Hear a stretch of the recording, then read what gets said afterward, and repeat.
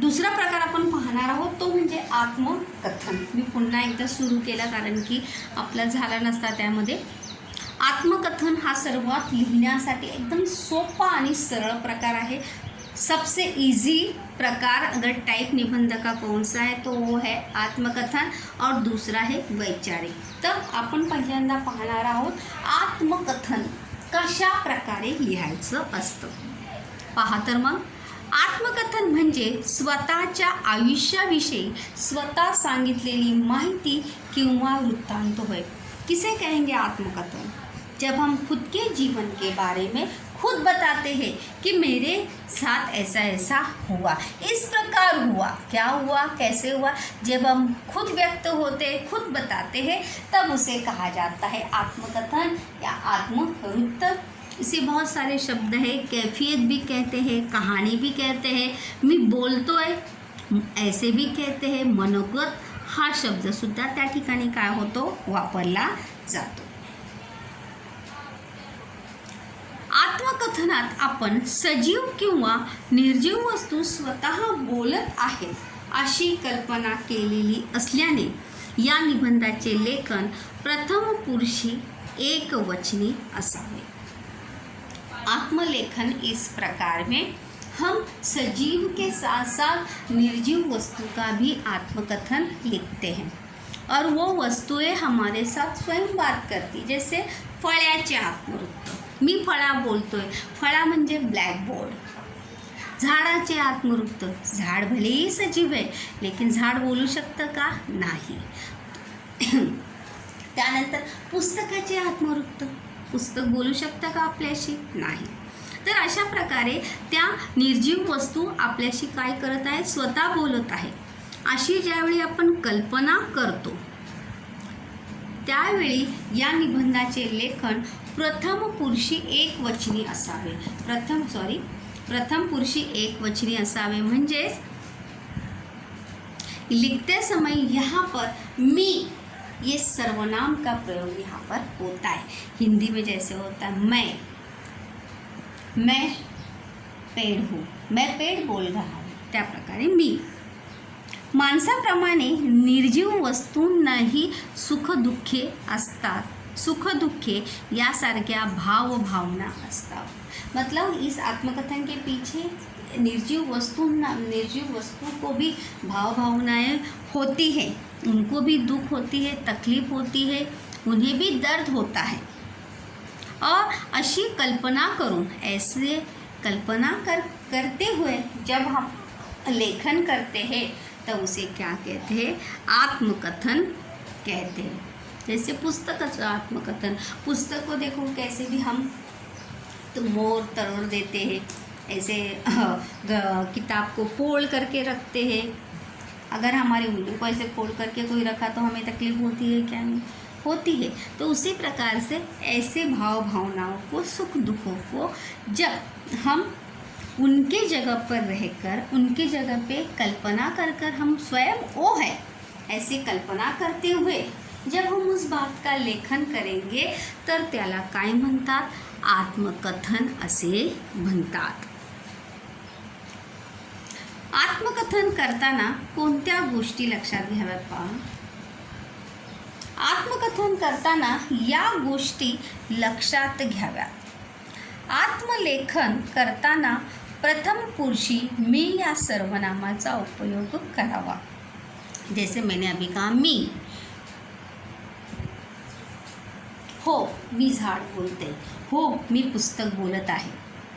तर अशा प्रकारे आत्मलेखन जब हम करेंगे तो मी या सर्वनामाचा उपयोग जो आहे तो आपल्याला संपूर्ण निबंधामध्ये करायचा आहे. म्हणजे झाड हा शब्द त्या ठिकाणी आला नाही पाहिजे, किंवा पुस्तक शब्द हा, फळा शब्द किंवा सैनिक हा शब्द त्या ठिकाणी आलेला नाही पाहिजे, हे लक्षात ठेवा. त्यानंतर दुसरं पॉईंट आहे, लेखन करताना ती व्यक्ती किंवा वस्तू आपण आहोत अशी कल्पना करून लेखन करावे.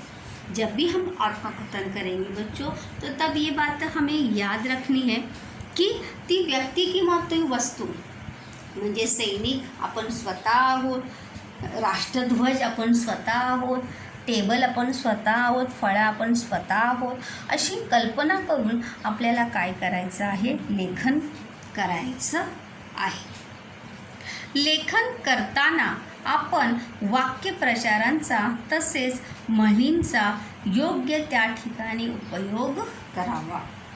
जब हम लेखन करेंगे तो लेखन करते समय हमें वाक्य प्रचारों का, मुहावरों का, कहावतों का सही जगह पर हमें क्या करना है, वहाँ पर उसका उपयोग करना है. म्हणजे ज्या ठिकाणी आवश्यकता असेल, गरज असेल त्या ठिकाणी जर अब हम कहावतें और मुहावरों का अगर हम उपयोग करते हैं तो हमारा निबंध क्या हो जाएगा, बहुत आकर्षक और इट्स वेरी रीडिंगफुल हो जाएगा.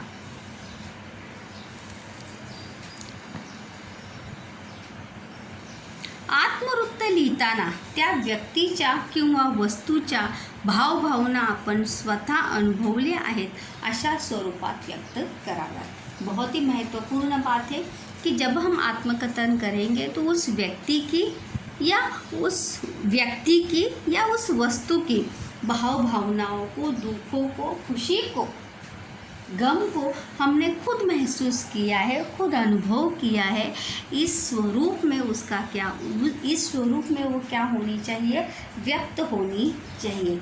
इतना प्रभावी हमारा लेखन जो है वो होना चाहिए. देखिए आत्मलेखन जे आहे ते लिहिण्यासाठी सोपं का असतं, कारण की तुम्ही त्या वस्तूच्या जागी, व्यक्तीच्या जागी स्वतःला ठेवून कल्पना करून अपन मुद्द्यांच्या आधारे बहुत ही सहजता से क्या कर सकते हैं, लेखन कर सकते हैं. त्यामुळे आत्मकथन जो आहे तो लिहिण्यासाठी सर्वात सोपा असा प्रकार आहे. आत्मकथनात आकर्षक सुरुवात तसेच मध्य व शेवट विषयानुसार करावा. जब भी हम आत्मकथनात आकर्षक सुरुवात तसेच मध्य व शेवट विषयानुसार करावा. आत्मकथन में भी हर निबंध का ये नियम है कि शुरुआत जो है वो कैसी होनी चाहिए, आकर्षक होनी चाहिए. देखो आत्मकथन में अगर आपको शुरुआत करनी है तो हर बार आप हो से कर सकते.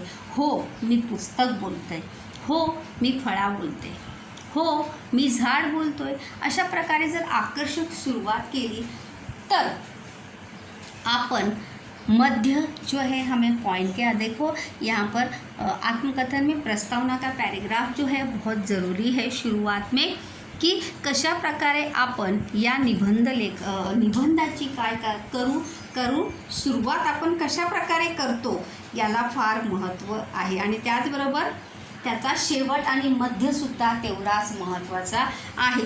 मध्य जो है, जो हमें पॉइंट्स दिए होंगे उस पॉइंट्स के आधार पर ही हमें उस पॉइंट का विस्तार कर पॉइंट के आधार पर ही हमें क्या करना है, लेखन करना है. और उस व्यक्ति की भावनाओं को, उसके अनुभव को हमें अपने भाव अनुभव समझकर उस निबंध में क्या करने हैं, प्रतीत करने हैं, व्यक्त करने हैं. याद रखिए, जब भी हम आत्मलेखन का निबंध लिखेंगे तो लिखते समय और आप निबंध हमारा लिखकर होने के बाद और जब हम वो निबंध पढ़ेंगे तो पढ़ते समय ऐसा हमें महसूस होना चाहिए, प्रतीत होना चाहिए कि सही में वो वस्तु, वो व्यक्ति हमारे साथ क्या कर रही है, बोल रही है, हमारे साथ बात कर रही है, हमें बता रही है कि मुझे क्या तकलीफ है. तुमच्याकडून अपेक्षा कोणत्या आहे, आपसे क्या अपेक्षा है, आपसे क्या चाहते हैं, आप उसे किस तरह से समझे, जाने. ये बातें जो है आत्मकथन में बहुत ही आवश्यक है. पढ़ने के बाद वो व्यक्ति हमारे साथ बात कर रहा है, हमारे सामने बैठकर, इतना प्रभावी लेखन जो है आपका निबंध का होना चाहिए. तरच तो निबंध, देखिए निबंध लेखन जो है बहुत ही महत्वपूर्ण टॉपिक है लेखन विभाग का, उपयोजित लेखन का, कारण कि त्याला 8 मार्क आहे और 80 में से 8 marks it's a most important. सर्वात जास्तीत मार्काचा प्रश्न जो आहे लेखनाचा तो कोणता आहे? निबंध। त्यामुळे व्यवस्थित लक्ष द्या। आत्मकथन आपण संवाद रूपात सुद्धा लिहू शकतो। संवाद रूपात यानी डायलॉग राइटिंग में भी हम आत्मकथन जो है वहाँ पर लिख सकते हैं। जैसे वो व्यक्ति बोल रहा है, हम पूछ रहे वो बता रहा है, हम पूछ रहे वो बता रहा है। इस रूप में भी क्या कर सकते हैं, हम आत्मकथन लिख सकते हैं। आणि तुम्ही स्वतः ती वस्तू किंवा ती व्यक्ती आहात अशी कल्पना करून सुद्धा आपण काय करू शकतो, आत्मकथनाचा निबंध जो आहे खूप चांगल्या प्रकारे मुलांनो लिहू शकतो। तर अशा प्रकारे आपण आजच्या लेक्चरमध्ये 2 प्रकारचे निबंध जे आहेत ते पाहिलेले आहेत। ते म्हणजे एक पाहिलेलं आहे प्रसंग लेखन, म्हणजे हुबेहूब घडलेल्या घटनेचं लेखन म्हणजे प्रसंग लेखन, आणि दुसरा पाहिलेला आहे तो म्हणजे आहे आत्मकथनाचा प्रकार।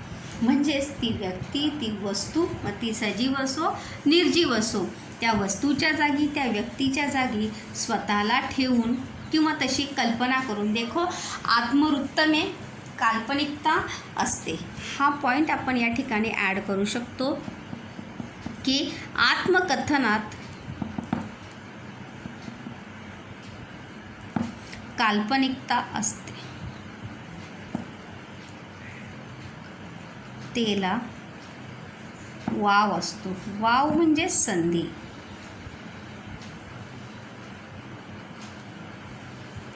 म्हणजेच याचा अर्थ की अब हम जैसे चाहे वैसे हम आत्मकथन में लिख सकते हैं, लेकिन उसमें भी क्या चाहिए, लॉजिक चाहिए, तार्किकता उसमें भी आवश्यक है। ऐसा कुछ भी नहीं कि हम कुछ भी लिखे उसमें, ऐसा बिल्कुल भी हो सकता नाही। तर त्यामुळे याचं लेखन करताना सुद्धा मुद्द्यांचा आधार घेऊनच आपल्याला लेखन करणे फार गरजेचं आहे। होप सो की तुम्ही हे 2 प्रकार जे आहे ते चांगल्या प्रकारे लक्षात ठेवले असतील की प्रसंग लेखन करताना कोणकोणत्या गोष्टींची काळजी घ्यायची आहे आणि आत्मलेखन करताना कोणत्या गोष्टीची काळजी घ्यायची आहे। आत्मलेखनात नेहमी प्रथम पुरुषी मी या सर्वनामाचा काय करायचा आहे, उपयोग करायचा आहे। म्हणजे मी झाड बोलतोय, मी पुस्तक बोलतोय, मी सैनिक बोलतोय, अशा आविर्भावात आपल्याला त्या व्यक्तीचं किंवा वस्तूचं काय करायचं असतं, लेखन करायचं आहे।